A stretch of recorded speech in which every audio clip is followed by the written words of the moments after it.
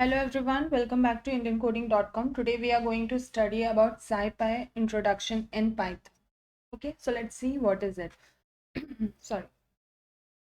It is a scientific computational library that uses NumPy underneath. Okay, so it will help you to use the numerical Python, and it is a computational library, and it will help you to use the Python in it. Okay, so it stands for the scientific Python. Okay, so it is more utility function for optimization, states, and signal processing. It provide more utility in case of these kind of functions. Okay, so it is open source, so we can use it freely. It will help you. It is not like a password or something. You can open it, or you don't need to buy it or something. It is a open source, so you can use it freely.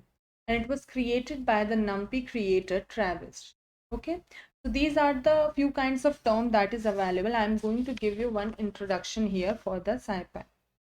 So if you're using it will use the numpy underneath. Why can we not just use numpy?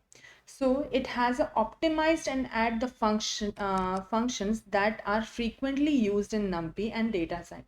So has a optimized means it has a function that is very much required in the numpy and the data science. So it will work like that. The few kinds of terms that is important. Okay, so we need those kind of terms.